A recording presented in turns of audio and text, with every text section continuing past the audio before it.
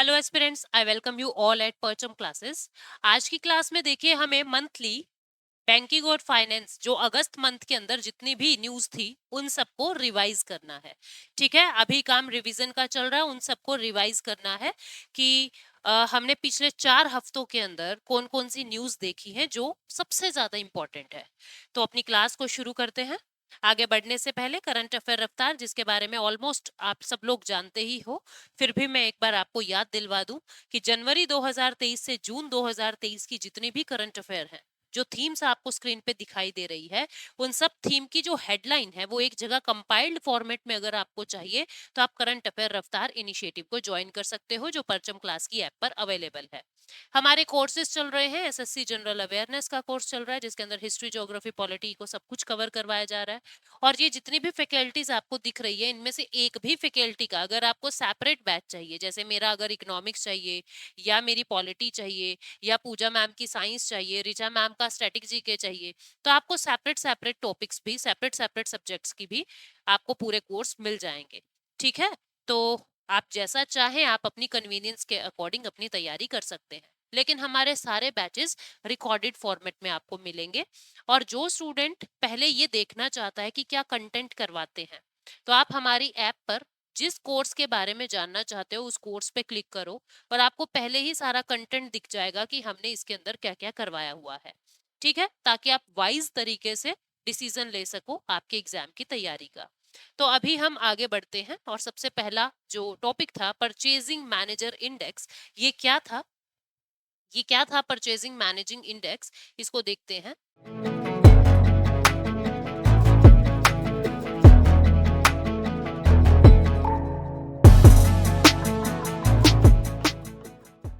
PMI यानी कि purchasing managing manager index, ये क्या होता है?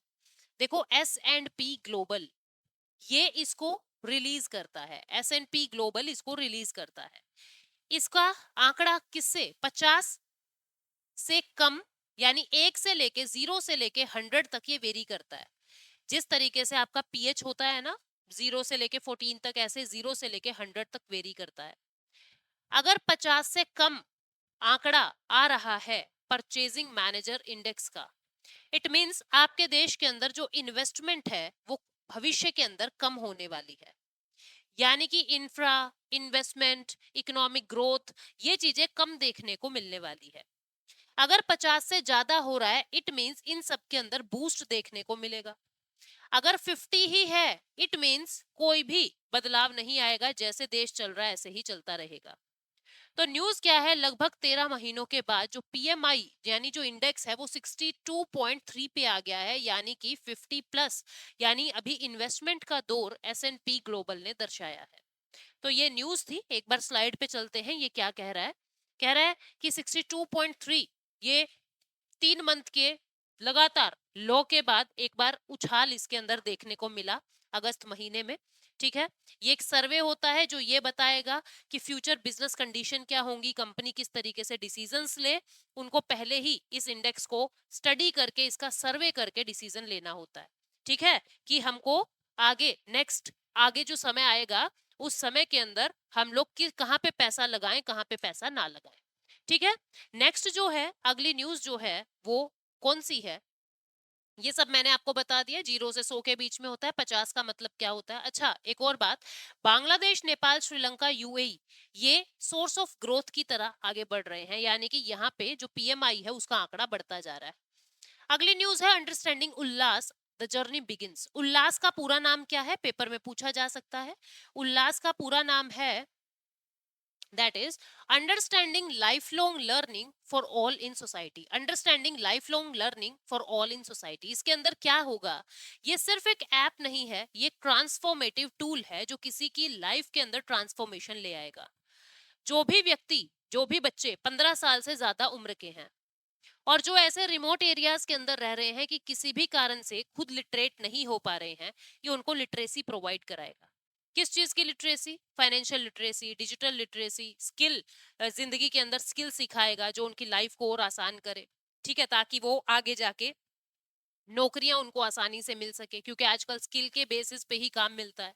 तो ये एक वॉल्यूंटरिज्म बेस्ड स्कीम है। यानी इसके अंदर क्या किया जाएगा, लोगों को एनकरेज किया जाएगा, वॉलेंटियर्स बनाए जाएंगे और फिर उनको रिमोट एरियाज में भेजा जाएगा कि आप ऐसे स्टूडेंट्स को, जो ड्रॉप आउट स्टूडेंट्स हैं, जो किसी कारण से स्कूल जा रहे थे लेकिन जाना छोड़ दिया, कुछ भी वजह हो सकती है, स्कूल बहुत दूर है, सोसाइटी सपोर्ट नहीं कर रही, पेरेंट्स सपोर्ट नहीं कर रहे, तो ऐसी परिस्थितियों के अंदर जो फंस के अपनी पढ़ाई छोड़ चुके हैं, उन बच्चों की मदद के लिए ये स्कीम आई है। ठीक है, 15 साल से ज्यादा बड़े जो अडल्ट हैं उनको वॉलेंटियर एनकरेज करेंगे, अपनी नॉलेज शेयर करेंगे दूसरों के साथ।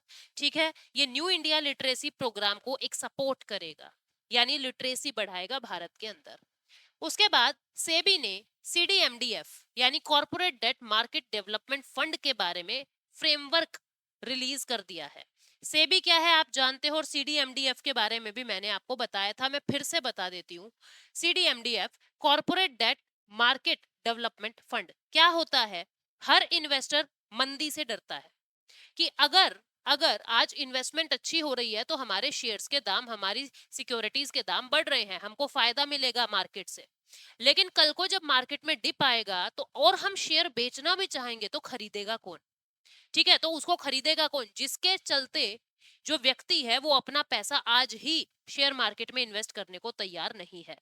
तो इस डर को निकालने के लिए या इन्वेस्टर के अंदर कॉन्फिडेंस को बूस्ट करने के लिए ये फंड बनाया गया है सीडीएमडीएफ, जिसके अंदर पैसा कहां से आएगा, म्यूचुअल फंड से आएगा।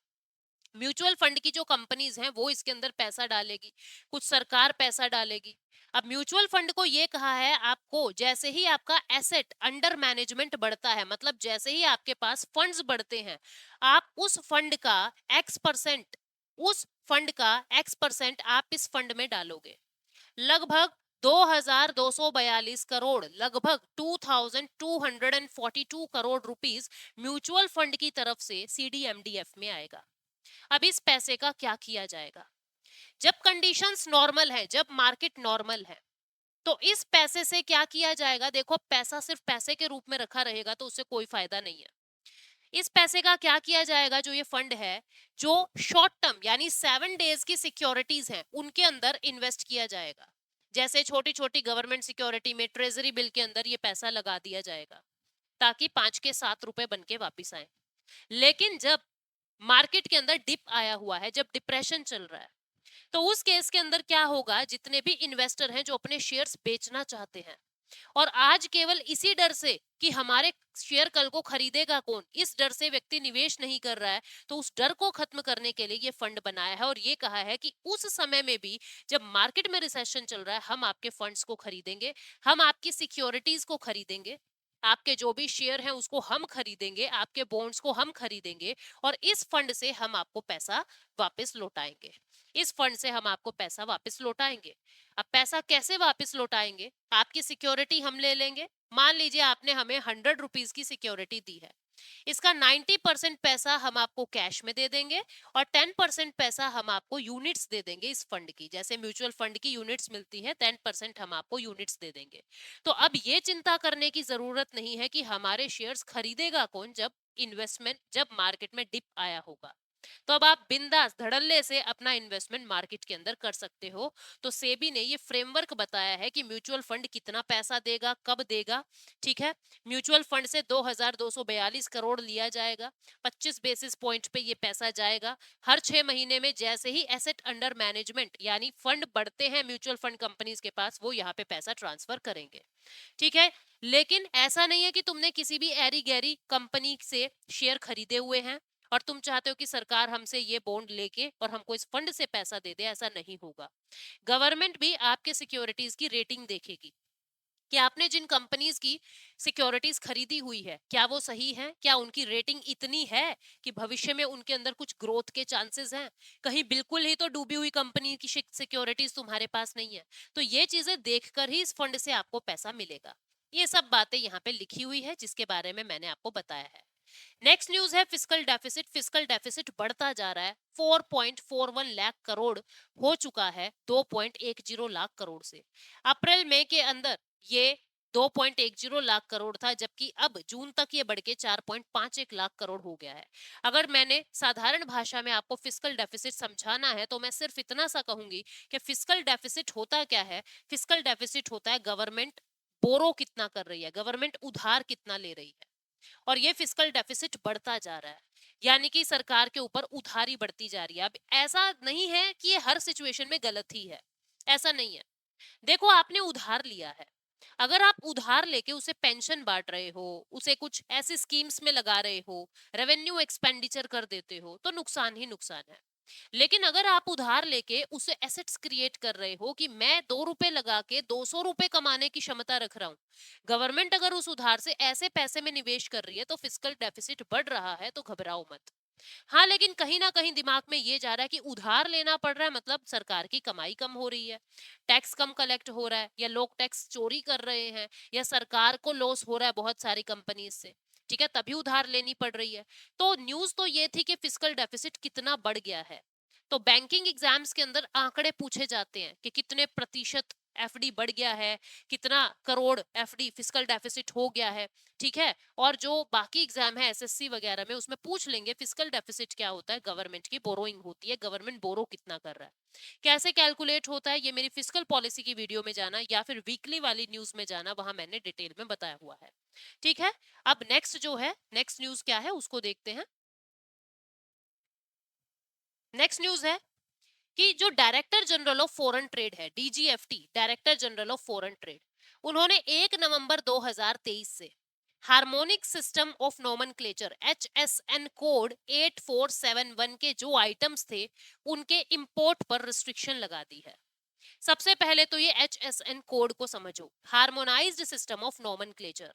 ये कोड होता है जो प्रोडक्ट टू प्रोडक्ट वेरी करता है, कि आईटी प्रोडक्ट्स का कोड ये होगा, इंफ्रा प्रोडक्ट्स या फिर मैं कहूंगी कि पेरिशेबल आइटम्स का प्रोडक्ट ये होगा। जो इंटरनेशनल व्यापार हो रहा है जिन प्रोडक्ट्स में, उनको एक कोड दिया जाता है, और कोड से ही ये समझ आ जाता है कि ये आईटी प्रोडक्ट पाएगा या ये मशीन का कोई प्रोडक्ट पाएगा, कैसा प्रोडक्ट पाएगा। तो code product by product very कर रहे हैं, और कस्टम डिपार्टमेंट उस कोड के हिसाब से ही उस प्रोडक्ट को पहचान जाती है।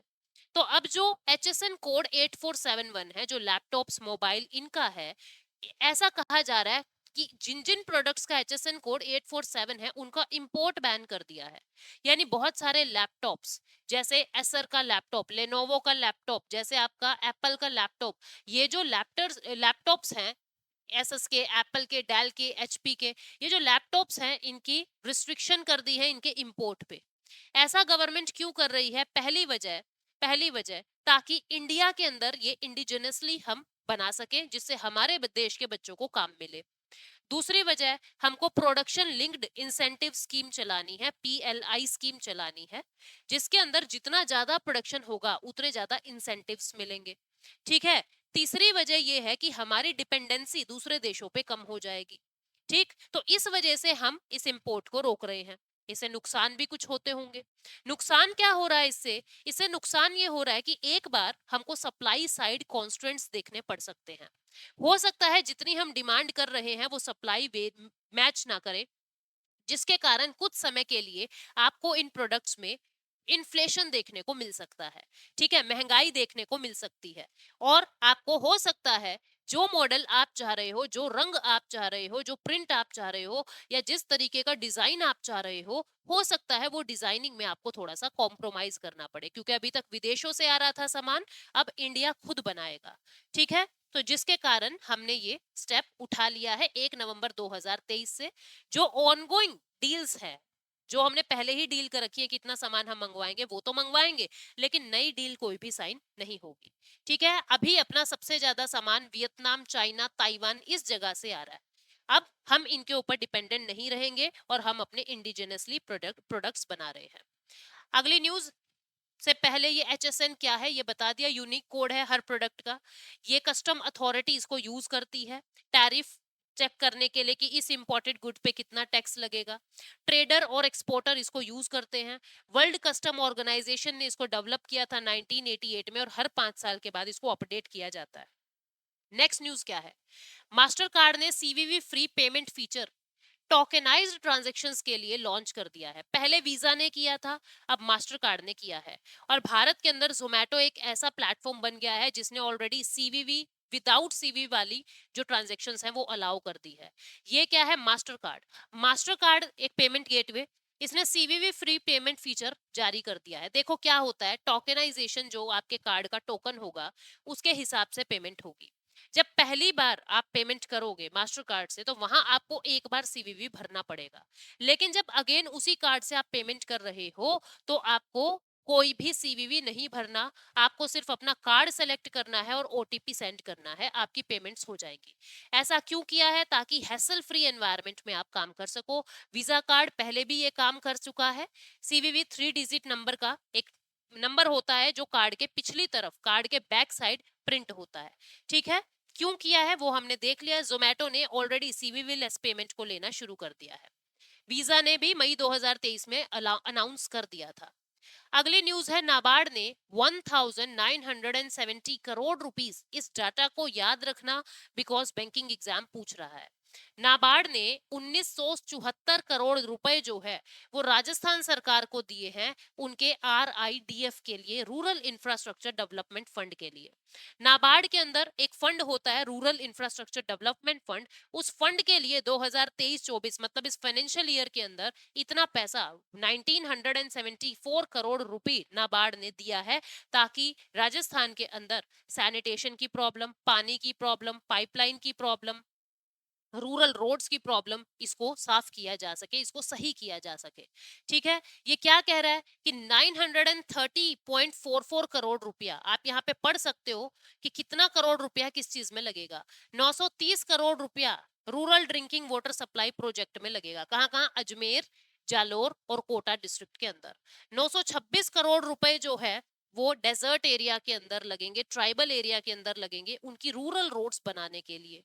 117 करोड़ रुपए जो है वो वेटरिनरी हॉस्पिटल्स बनाने के लिए और 431 सब सेंटर्स बनाने के लिए यूज किया जाएगा।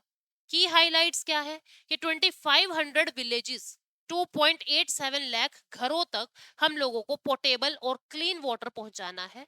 ठीक है, रूरल रोड के प्रोजेक्ट्स लेके आने हैं। 12 डिस्ट्रिक्ट और 1229 विलेजेस को आपस में कनेक्ट करना है। माइक्रो इरिगेशन फंड के लिए 740 करोड़ रुपए अलग कर दिए हैं। तो ये सारी न्यूज थी। अब नाबार्ड क्या है उसको जान लो। National bank for agriculture and rural development 12 जुलाई 1982 को बनता है, 12 जुलाई 1982 को बनता है। ठीक है, और ये कौन से एक्ट से बन रहा है? By act 61 1981 of parliament. ठीक है, B Srinivasan, B Sivaraman committee के कहने पर, बी शिवरमन कमेटी के कहने पर नाबार्ड को बनाया था। ये एपेक्स इंस्टीट्यूशन है बैंक्स को कोऑपरेट करने के लिए, इंफ्रा को बिल्ड करवाने के लिए और एग्रीकल्चर को बूस्ट करने के लिए। ठीक है, ये मिनिस्ट्री ऑफ फाइनेंस के अंडर आता है। 12 जुलाई 1982 को ये बना था। इसके बाद अगली न्यूज है बैंक अश्योरेंस की। स्टार हेल्थ ने स्ट्रेटेजिक कॉर्पोरेट अलायंस बना लिया है स्टैंडर्ड चार्टर्ड बैंक के साथ। इस टर्म को कहते हैं बैंक अश्योरेंस। इसका मतलब क्या है कि जो भी बैंक के कस्टमर हैं उनको इंश्योरेंस भी दिया जाएगा कि तुम हमारे यहाँ अकाउंट खोलोगे तो इतने लाख का इंश्योरेंस आपको मिल जाएगा, हेल्थ इंश्योरेंस, लाइफ इंश्योरेंस, ये आपको मिल जाएंगे। इससे क्या होगा? बैंक के कस्टमर बढ़ेंगे, उससे इंश्योरेंस के भी कस्टमर बढ़ रहे हैं और दोनों का स्ट्रैटेजिक कोऑपरेशन यानी एक दूसरे को फायदे के लिए ये कोऑपरेशन हो जाएगा और कस्टमर को भी फायदा मिलेगा। जब बैंक के क्लाइंट्स को इंश्योरेंस की सुविधा मिलने लगती है, इसको ही बैंक का इंश्योरेंस कहते हैं। ठीक है, उसके बाद नेक्स्ट न्यूज है, सेबी ने आईपीओ रूल्स चेंज कर दिए हैं और 6 दिन की जगह लिस्टिंग टाइम 3 दिन कर दिया है। मैं आपको बता देती हूँ होता क्या है। Security exchange board of India ने क्या किया, जो कैपिटल मार्केट का रेगुलेटर है। अब पहले आईपीओ लॉन्च होते हैं, एप्लीकेशन लगती है। जब वो एप्लीकेशन लग चुकी, अब उस एप्लीकेशन को बंद करने का समय है। एप्लीकेशन का काम हो चुका, जिनकी आनी थी आ चुकी। अब आप क्या करोगे? मार्केट के अंदर यानी कि इसका एक्सचेंज प्लेटफॉर्म्स के ऊपर लिस्ट करोगे अब आप अपने शेयर को। पहले क्या होता था, जिस दिन आपके एप्लीकेशन आनी बंद हुई है, जिस दिन आपने रोक लगाई है कि बस अब और एप्लीकेशन आप नहीं लगाओगे इन शेयर्स के लिए, उसके 6 दिन के बाद आप उनको लिस्ट करते थे प्लेटफॉर्म पे। ठीक है, लेकिन अब क्या कह दिया, 6 दिन नहीं 3 दिन के अंदर आपको लिस्ट करना है। पहले क्या होता था, 2 दिन के अंदर अंदर आपको सेटलमेंट करना होता था। जैसे मान लीजिए मैं आपसे शेयर खरीद रही हूँ, मैं आपसे शेयर खरीद रही हूँ, मैंने कहा कि ये शेयर मुझे दे दो और 2 दिन के अंदर अंदर मैं आपको पैसा देती थी। ठीक है, लेकिन अब क्या हुआ है, 1 दिन T+1 कर दिया, 1 दिन के अंदर अंदर शेयर्स का सेटलमेंट होना चाहिए। ठीक है, 1 दिन के अंदर अंदर शेयर का सेटलमेंट होना चाहिए। ठीक, और अगर कोई अनसक्सेसफुल क्लाइंट है भाई, मान लीजिए 100 ही शेयर हैं और 1000 बंदों ने अप्लाई किया था, तो बाकी 900 लोग तो वो है ना जो सफल नहीं हुए, अनसक्सेसफुल है, उनका पैसा तो वापस पहुंचाना है। 2 दिन के अंदर अंदर आपको उनका पैसा वापस पहुंचाना है। 3 दिन में शेयर लिस्ट हो जाने हैं, और जो सेटलमेंट का टाइम दिया है वो 1 दिन का दिया है। तो ये सेबी ने कुछ रूल्स को बदला है, जिसके बारे में हमने अभी बातें की है। सेबी की बात करें तो 12 अप्रैल 1988 को बना है, लेकिन इसको स्टैट्यूटरी पावर 1992 में मिली है।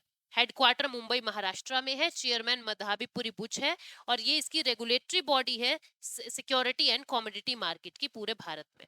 ठीक है, उसके बाद आरबीआई ने यूपीआई लाइट पेमेंट्स के फंड को 500 रुपए पर ट्रांजैक्शन बढ़ाने का कहा है। यूपीआई लाइट है क्या, ये मैंने आपको बताया था। यूपीआई लाइट फेसबुक लाइट जैसा है, जैसे फेसबुक लाइट में आपको बार बार अपना पिन नहीं डालना पड़ता, ऐसे यहाँ भी आपको बार बार अपना पिन नहीं डालना पड़ता। जैसे फेसबुक लाइट में पासवर्ड नहीं डालना पड़ता, यहाँ पिन नहीं डालना पड़ेगा। सिंगल टैप से आप 200 रुपए की पेमेंट एक बार में कर सकते हो। 200 रुपए की पेमेंट एक बार में कर सकते हो। एक दिन में मैक्सिमम 2000 रुपए, एक दिन में मैक्सिमम 2000 रुपए अपलोड कर सकते हो। ठीक है, अपलोड कर सकते हो यूपीआई लाइट के अंदर, एक दिन में एक बार में 2000 रुपए, और ऐसा आप 2 बार कर सकते हो तो मैक्सिमम 4000 रुपए आप यूपीआई लाइट में अपलोड कर सकते हो। 200 रुपए की पेमेंट सिंगल टैप से हो सकती है, यानी अगर हम मैथ लगाएं, गणित लगाएं, तो एक दिन में 4000 रुपए आप खर्च कर सकते हो। ठीक है, जैसे आपने 2000 रुपए यूपीआई लाइट वॉलेट में डाल दिए, 200 रुपए की 10 पेमेंट आपने कर दी, 2000 रुपए खत्म। ठीक है, अब आपने फिर से 2000 रुपए की पेमेंट कर दी, अब अपलोड कर दिए। अब आपने फिर से 200 रुपए की 10 पेमेंट कर दी, 2000 फिर खत्म। यानी कुल मिला के टोटल 4000 रुपए जो है वो खत्म हो जाएंगे, मैक्सिमम है ये एक दिन में। अब आरबीआई ने क्या प्रपोज किया है, ये कहा है कि ये 200 रुपए बहुत थोड़े हैं, 200 में क्या आता है, कुछ भी नहीं आता, तो इसको बढ़ा के 500 कर दिया जाए। ठीक है, लेकिन सिक्योरिटी पर्पस से, क्योंकि इसमें बार बार पिन नहीं मांग रहा, जिसके भी पास आपका फोन होगा वो उसको यूज कर सकता है, आपके यूपीआई के पैसे को यूज कर सकता है। तो इसलिए एनपीसीआई ने, national payment corporation of India ने, इसके अंदर 200 की लिमिट लगा रखी है कि एक बार में 200 रुपए की पेमेंट ही हो सकती है। ये पूरी बात थी जो मैंने आपको बताया। अगली न्यूज है, चाइना ने नेशनल ब्यूरो ऑफ स्टैटिस्टिक्स की रिपोर्ट जारी करी है, जिसके अंदर उनका जो इन्फ्लेशन है वो तो रहा नहीं, उल्टा डीफ्लेशन हो गया है। डिफ्लेशन हो गया है, ये मैंने आपको डिटेल में बताया है डिफ्लेशन होता क्या है। डिफ्लेशन तब होगा जब मार्केट में डिमांड कम हो रही है, यानी प्रोडक्शन कम हो रहा है, यानी नौकरियों में प्रॉब्लम आ रही है, और डिफ्लेशन से देश की ग्रोथ रुक जाती है। तो आपको बस ये याद रखना है कि 0.3% से डिफ्लेशन जो है चाइना के अंदर आ गया है। क्यों आ गया है, कैसे आ गया है, ये मैंने आपको वीकली में बताया है, तो आप लोग इतनी ज्यादा गहराई में ना जाएं। ठीक है, जिसको अभी बहुत डिटेल में पढ़ना है वो वीकली वाली में पढ़ ले। उसके बाद नेक्स्ट न्यूज है, आरबीआई ने ये कहा है कि जो फ्लोटिंग रेट लोन्स हैं, अब ये नया शब्द आया, floating rate loans. Floating rate loans क्या होता है, एक होता है fixed interest loan. Fixed interest loan, इसमें क्या होगा, आपने अगर आज की डेट में लोन लिया है और उन्होंने कहा है 5% रेट ऑफ इंटरेस्ट लगेगा, तो हर महीने आपको 5% रेट ऑफ इंटरेस्ट के हिसाब से ही अपना इंस्टॉलमेंट देना है। लेकिन एक लोन का टाइप होता है जिसमें फ्लोटिंग इंटरेस्ट होता है। क्या होता है, फ्लोटिंग इंटरेस्ट होता है। इस फ्लोटिंग इंटरेस्ट में क्या होता है स्टूडेंट, इंटरेस्ट जो है, रेट ऑफ इंटरेस्ट फ्लोट करता रहेगा, कभी 2% के हिसाब से, कभी 3% के हिसाब से, कभी 5% के हिसाब से। तो इसमें आप अपनी फाइनेंशियल मैनेजमेंट तो कर ही नहीं पाते हो। क्या पता आपकी बार बैंक कितने परसेंट पैसे पे आपको आपको ब्याज लगा दे। तो जो आपका टैक्स है, जो आपका इंस्टॉलमेंट है, वो वेरी करता रहता है। ठीक है, वो ऊपर नीचे कम ज्यादा होता रहता है, वेरी करता रहता है। तो इसको फ्लोटिंग इंटरेस्ट रेट कहते हैं। तो अभी आरबीआई ने क्या कहा है कि जो फ्लोटिंग इंटरेस्ट रेट है उसके अंदर ट्रांसपेरेंसी लाई जाए। कस्टमर को पता होना चाहिए कि मेरा ये टैक्स, मेरा ये रेट बढ़ा है तो क्यों बढ़ा है और कितना बढ़ा है, ताकि वो भविष्य के लिए प्लानिंग तरीके से पहले ही कर सके। तो ये पूरी न्यूज है जिसके बारे में मैंने आपको शॉर्ट में बता दिया है। इसमें और कोई ऐसी कोई आपको वर्ड नहीं दिखेगा जिसके बारे में आपको परेशान होना पड़े। ठीक है, अगला है, मॉनेटरी पॉलिसी कमेटी की मीटिंग हुई थी जिसके अंदर तीन मेन बातें कही गई है। पहली मेन बात कि रेपो रेट को 6.5% ही रखेंगे। अब रेपो रेट क्या होता है, इकोनॉमिक की प्लेलिस्ट में भी बताया था और वीकली में भी बताया था, यहाँ रिवीजन कर रहे हैं तो डिटेल में नहीं जाऊंगी। रेपो रेट 6.5% जो पहले था उतना ही रखा है। दूसरा, सीआरआर को इंक्रीज कर दिया है, कैश रिजर्व रेशो को इंक्रीज कर दिया है 10% से। क्यों कर दिया है? ऐसा इसलिए कर दिया क्योंकि अब सितंबर आने वाला है, आ ही गया है, मैं आज सितंबर में ही तो बोल रही हूँ, ठीक है, सितंबर आ रहा है, आ गया है। तो 30 सितंबर तक 2000 के जितने भी नोट थे वो बैंकों में जमा हो जाने हैं, यानी बैंक के पास पैसा बढ़ेगा। अब बैंक के पास पैसा बढ़ेगा तो बैंक कहीं लोन में ना घुमा दे सारा पैसा, जिससे इन्फ्लेशन हो जाए बहुत ज्यादा। तो आरबीआई क्या कह रहा है कि आपको आपका पैसा मुझ तक पहुंचाना है, मेरे पास ये कैश को रिजर्व करके रखो, और जो आप 4% या 3% सीआरआर दे रहे थे, अब वो आपको 10% प्लस करके वो पैसा मुझे देना है। ठीक है, इंक्रीमेंटल सीआरआर इसको कहते हैं। ऐसा ही आरबीआई ने तब किया था जब डीमोनेटाइजेशन हुआ था 8 नवंबर 2016 को, वहां 100% सीआरआर, इंक्रीमेंटल सीआरआर लगा दिया था।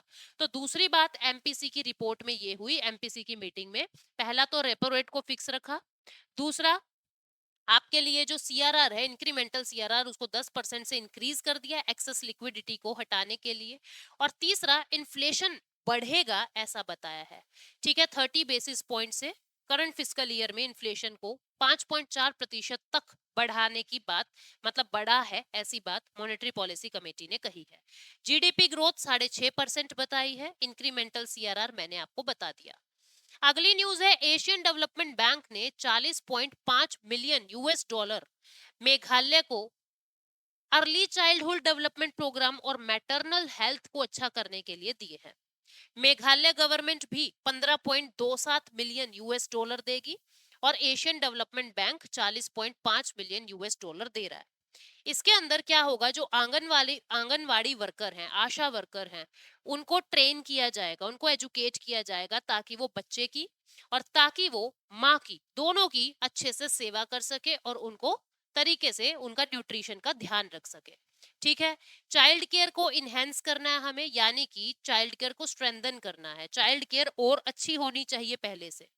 2 एज ग्रुप में पैसा बटेगा, 0 से 1.5 साल के बच्चे का घर पे ही उनका न्यूट्रिशन का ध्यान रखना, 1.5 से 6 साल का बच्चे का आंगनवाड़ी सेंटर में जो आ रहा है वहां पे बच्चों का ध्यान रखना। केयर एक्सेस को नर्चर करना है और ज्यादा अच्छा करना है, न्यूट्रिएंट्स को इनहेंस करना है। ठीक है, और हार्ड टू रीच एरिया, जो एरियाज ऐसे हैं जहां पे कोई फैसिलिटी नहीं पहुंच रही है, वहां पर भी पहुंचना है। तो इसके लिए पैसे एशियन डेवलपमेंट बैंक ने दिए हैं। एशियन डेवलपमेंट बैंक 1966 में स्टैब्लिश हुआ, हेडक्वार्टर मनीला फिलीपाइंस के अंदर है, प्रेसिडेंट इसके मसात्सुको असाकावा है। मेंबरशिप 68 मेंबर है, 68 मेंबर्स हैं, 49 रीजनल मेंबर है एशिया और पैसिफिक से, 19 नॉन रीजनल मेंबर है outside this Asia Pacific region. ठीक है, नेक्स्ट न्यूज क्या है, 5 बैंक ने महिला सम्मान सेविंग सर्टिफिकेट, पहले केवल पोस्ट ऑफिस में थी महिला सम्मान सेविंग सर्टिफिकेट, फिर bank of India first bank बना जिसने महिला सम्मान सेविंग सर्टिफिकेट लॉन्च किए। अब 5 बैंक ऐसे हो गए हैं टोटल जो महिला सम्मान सेविंग सर्टिफिकेट को ऑफर कर रहे हैं, लॉन्च कर रहे हैं। तो पहले 5 बैंक्स के नाम देख लीजिए, कौन कौन से हैं, bank of Baroda, union bank of India, Canara bank, bank of India और पंजाब नेशनल बैंक। अब इस बारे में जान लीजिए कि महिला सम्मान सेविंग सर्टिफिकेट क्या था, इसके लिए मैंने एक शॉर्ट भी बनाया था। महिला सम्मान सेविंग सर्टिफिकेट में क्या होगा, 18 प्लस की जितनी भी महिलाएं हैं वो अपना खाता खुलवा सकती हैं, ओनली विमेन। अगर किसी को ऐसा है कि पुरुष को खुलवाना है तो या तो वो अपनी बीवी के नाम पे या बहन के नाम पे या माइनर बेटी के नाम पे अपना खाता खुलवा सकता है, माइनर बेटी जो 18 से कम उम्र की है। इसमें मैक्सिमम 2 लाख रुपए आप रख सकते हो और 2 साल के लिए रख सकते हो। आप मल्टीपल अकाउंट भी खुलवा सकते हो, पर जितने भी अकाउंट खुलवाओ इन टोटल एक व्यक्ति के नाम पे 2 लाख से ज्यादा रुपए ना हो। ठीक है, 1000 रुपए से शुरुआत होगी, मैक्सिमम 2 लाख रुपए आप कर सकते हो। रेट ऑफ इंटरेस्ट 7.5% मिलेगा। 40% पैसा 1 साल के बाद अगर आप चाहो तो निकाल सकते हो बिना पेनल्टी को, 1 साल के बाद बिना पेनल्टी के आपको 40% फंड जो है इसमें से निकालने की परमिशन मिल जाएगी। रेट ऑफ इंटरेस्ट 7.5% है। ठीक है, तो ये सारी बात महिला सम्मान सेविंग सर्टिफिकेट के लिए थी, और ये एक फिक्स डिपॉजिट है जिस पर टैक्स लगेगा, ये टैक्स फ्री नहीं है। ठीक है, तो दिस इज महिला सम्मान सेविंग सर्टिफिकेट, जो अगस्त 2023 में महिलाओं के सम्मान के लिए लॉन्च हुई है। ठीक है, 5 बैंक्स ने अब इनको ऑफर करना शुरू कर दिया है। पहले केवल पोस्ट ऑफिस में सर्टिफिकेट मिलते थे, अब इन 5 बैंक्स में मिलते हैं। नेक्स्ट है एनपीसीआई लॉन्चेस यूपीआई चलेगा 3.0। ये है क्या? यूपीआई को तीसरे फेज में प्रमोट कर रहे हैं। पहले यूपीआई 1.0 आया, देन 2.0, नाउ 3.0। तो यूपीआई 3.0 में जैसे यूपीआई के जो और नए प्रोडक्ट्स हैं, like UPI light, UPI auto पे, उसको घर घर तक पहुंचाना है। तो यूपीआई 3.0 थर्ड फेज में यूपीआई को लेके आए हैं, यूपीआई ऑटो पे को, यूपीआई लाइट को प्रमोट करने के लिए, ताकि छोटी छोटी वैल्यू ट्रांजैक्शंस के लिए भी आप यूपीआई का ज्यादा से ज्यादा यूज करो, और ऑल ओवर इंडिया के अंदर यूपीआई का यानी डिजिटल ट्रांजैक्शंस प्रमोट हो।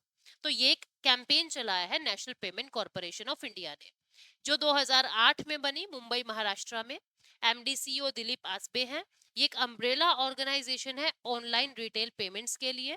ठीक है, एक इनिशिएटिव है आरबीआई के अंडर और इंडियन बैंक एसोसिएशन का, जिसने payment and settlement system act 2007 के अकॉर्डिंग एनपीसीआई को बनाया है। नेक्स्ट न्यूज है India's foreign exchange reserve. Bharat का फॉरेन एक्सचेंज रिजर्व, जिसमें 4 चीजें आती है: गोल्ड, फॉरेन करेंसी, एसडीआर और आरटीपी रिवर्स ट्रांसपोजिशन। इन 4 चीजों से इंडिया का फॉरेक्स बनता है, और भारत का फॉरेक्स बहुत तेजी से बढ़ रहा है। 11 अगस्त 2023 को जब फॉरेक्स देखा गया, तो वो 602.16 बिलियन हो गया है, 708 मिलियन यूएस डॉलर से। ठीक है, तो ये न्यूज थी जिसके बारे में हमने बात की। क्या 4 चीजें होती है वो हमने देख लिया।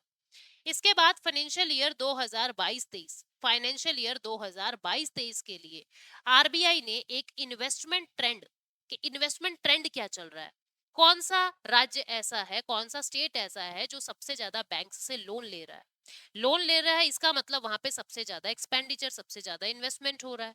तो कौन सा राज्य ऐसा है जहां पे सबसे ज्यादा इन्वेस्टमेंट, सबसे ज्यादा लोन चल रहे हैं। ठीक है, तो इसके लिए एक सर्वे किया गया, और आरबीआई ने ये कहा कि जो लोन है वो पहले से 19.7% बढ़ गया है, यानी लोग इन्वेस्टमेंट तो कर रहे हैं। उत्तर प्रदेश के अंदर सबसे ज्यादा लोन लिया जा रहा है। ठीक है, हाईएस्ट शेयर है। उसके बाद गुजरात, ओडिशा, महाराष्ट्र और कर्नाटका। बॉटम परफॉर्मर कौन है? केरला, गोवा, असम, हरियाणा, वेस्ट बंगाल। ठीक है, केवल 1% इन्वेस्टमेंट यहाँ पे देखने को मिल रही है। बहुत बुरे हालात है इन राज्यों में, और यहाँ पे अच्छी इन्वेस्टमेंट देखने को मिल रही है। ये सब आरबीआई की रिपोर्ट ने बताया है। कौन से सेक्टर में सबसे ज्यादा इन्वेस्टमेंट हो रहा है? इंफ्रास्ट्रक्चर के अंदर। ठीक है, भारतमाला इनिशिएटिव के कारण। कौन कौन से फैक्टर्स हैं जो इन्फ्लुएंस कर रहे हैं? रेपो रेट, लोन्स का सस्ता होना, इन्वेस्टमेंट के अंदर कॉन्फिडेंस बूस्ट होना, जैसे सीडीएमडीएफ वगैरह आना। इस कारण ये जो कॉन्फिडेंस है इन्वेस्टर का वो बढ़ रहा है, और ये लोग पैसा लगा रहे हैं। अगली न्यूज है इंडियन पोस्ट पेमेंट बैंक ने पहली बार इतना प्रॉफिट हासिल किया है। कितना? 66.12% की ग्रोथ, 20.16 करोड़ प्रॉफिट जो है, फर्स्ट एवर, मतलब जब जब से ये बना है तब से लेके आज तक पहली बार इंडियन पोस्ट पेमेंट बैंक को इतना फायदा हुआ है। 1 सितंबर 2018 को इंडियन पोस्ट पेमेंट बैंक बना था।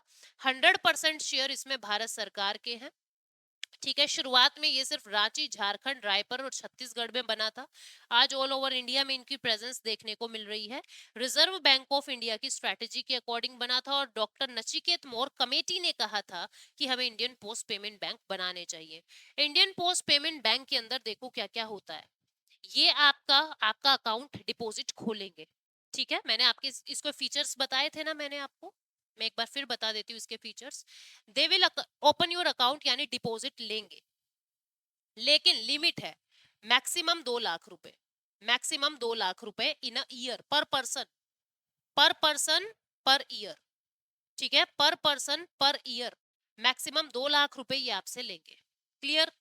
दूसरा, लोन नहीं देंगे। लोन नहीं देंगे, यानी कि क्रेडिट कार्ड नहीं देंगे, डेबिट कार्ड देंगे ओनली। पासबुक, चेकबुक आपको मिलेगी, डेबिट कार्ड देंगे। ठीक है, एनआरआई अपना खाता नहीं खुलवा सकते। नो एफडी, कोई एफडी नहीं खुलेगी। Only current account and saving account. Only current account and saving account. ये सारे फीचर है इंडियन पोस्ट पेमेंट बैंक के, जिसको नचिकेत मोर कमेटी ने रिकमेंड किया था। ठीक है, उसके बाद प्रोजेक्ट वर्ल्ड कॉइन है। प्रोजेक्ट वर्ल्ड कॉइन 2019 में फाउंडेड हो गया था।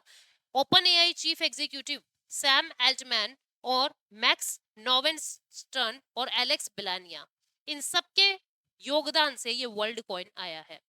World coin all over world के लिए कॉमन क्रिप्टो है, क्रिप्टो करेंसी, जैसे बिटकॉइन आप लोग जानते हो। इसमें क्या होगा, इस वर्ल्ड कॉइन के अंदर 2019 में ही ये आ गया था, लेकिन अब इंडिया पहुंचा है। इसके अंदर क्या है, इसके अंदर एक आई स्कैनर है, यानी कि ओर्ब नाम का एक डिवाइस है जो आपकी आई को स्कैन करेगा।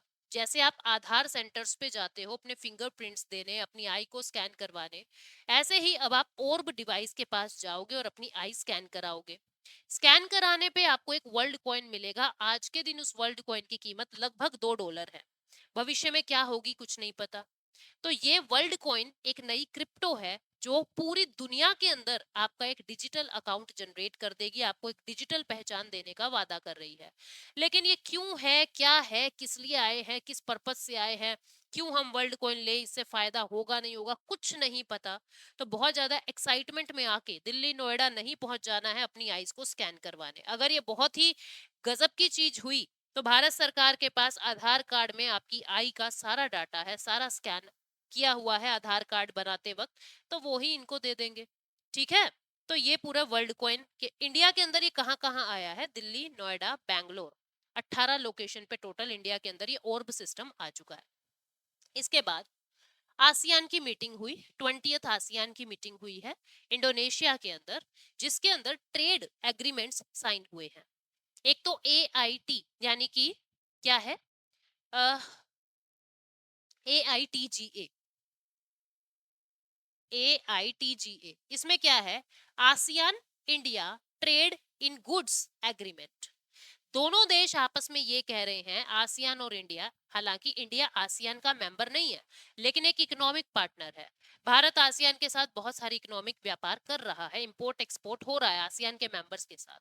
तो अब ये कहा है हम ट्रेड इन गुड्स करेंगे, गुड्स में व्यापार करेंगे, और जो कम टैक्स पे सामान इधर से उधर हम लोग आपस में देंगे।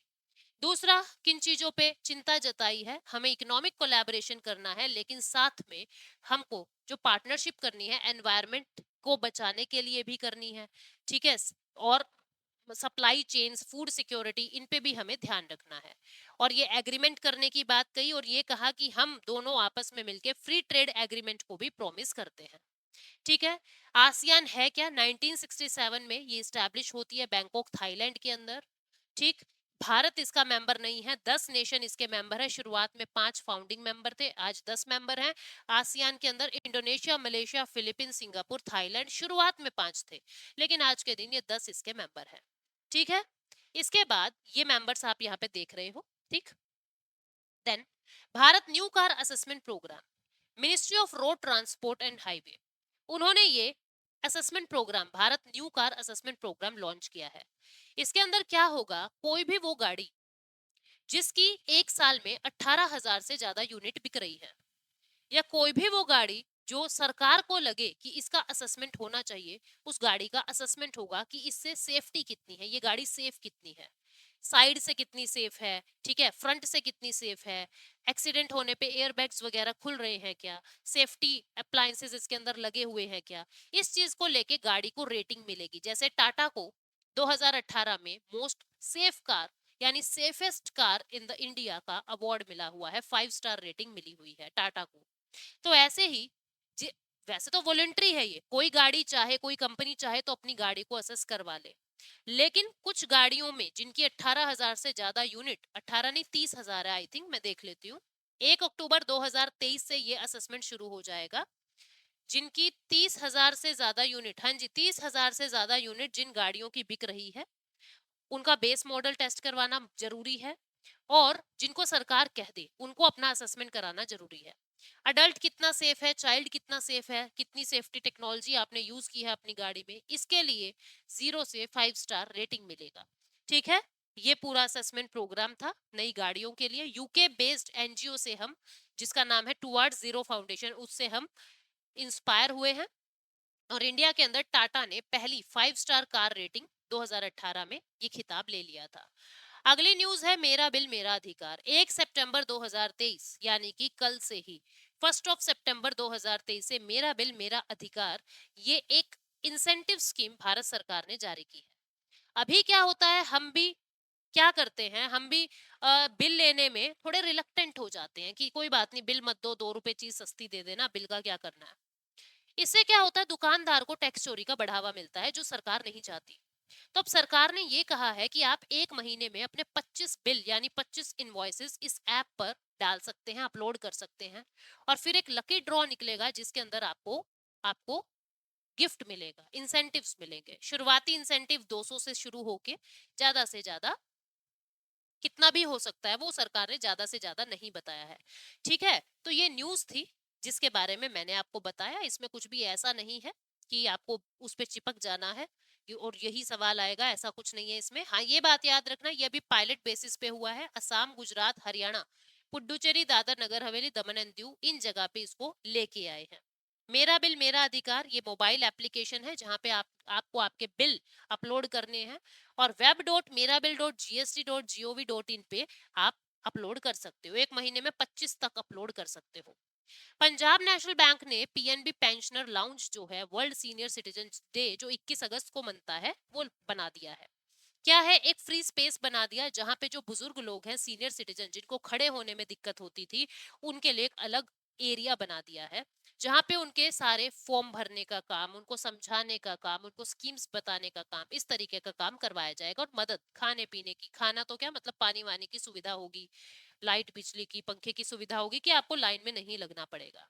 21 अगस्त वर्ल्ड सीनियर सिटीजन डे वाले दिन ये काम किया गया। और क्या किया पीएनबी ने, पीएनबी ने अभी पीछे प्रोजेक्ट पलाश चलाया था जिसमें 8 महीने का एनवायरमेंट को प्रोटेक्ट करने का कैंपेन है। और क्या कर रहा है पीएनबी, पीएनबी ने इसी दिन स्पंदन नाम की एक बुक जारी की जिसमें जो जो सर्विसेज हैं बुजुर्गों के लिए पीएनबी की तरफ से, वो सारे डिटेल उसके अंदर है। तो ये पूरी न्यूज थी। अभी जो ये लाउंज एरिया है ये हर जगह पीएनबी ने नहीं दिया है, अभी सिर्फ 11 लोकेशन पे, दिल्ली, मुंबई, कोलकाता, अहमदाबाद, हैदराबाद, चंडीगढ़, जयपुर, शिमला और वाराणसी में शुरू हुआ है। नेक्स्ट है, बैंक ऑफ बड़ौदा ने ऑनलाइन वीडियो कॉल पर नो यूर कस्टमर करने जारी कर दिए हैं ताकि आपको परेशान होके बैंक में ना जाना पड़े। ठीक है, तो बैंक ऑफ बड़ौदा ने ये शुरू किया है। सुबह 10 से 6 बजे के बीच में वर्किंग डेज में आपके पास कॉल आएगी, आपकी अकॉर्डिंग आपसे पूछा जाएगा किस वक्त हम कॉल कर सकते हैं, और फिर आपका नो योर कस्टमर होगा। ठीक है, केवाईसी नॉर्म पूरे होंगे। अगली न्यूज है उद्गम को लेके, ये 2 न्यूज और है। आरबीआई ने ये कहा है बोरोवर्स को कि आप अगर चाहो तो फ्लोटिंग इंटरेस्ट रेट से फिक्स्ड इंटरेस्ट रेट वाली स्लैब में जा सकते हो, ये आपके लिए ऑप्शनल है। दूसरा, यस बैंक ने आइरिस नाम का मोबाइल बैंकिंग एक्सपीरियंस एक ऐप जो है वो लॉन्च किया है। नेक्स्ट, उद्गम। उद्गम के अंदर क्या है, unclaimed deposit gateway to access information. इसमें क्या है, मान लो मुझे नहीं पता मैं अनक्लेम्ड डिपॉजिट मेरे हैं नहीं है, मैं मेरा खाता संख्या, मेरा नाम और मेरी डिटेल डालूंगी और मुझे पता लग जाएगा कि मेरे अनक्लेम डिपॉजिट कितने हैं और कौन से बैंक में है। ठीक है, तो ये उद्गम ऐप थी।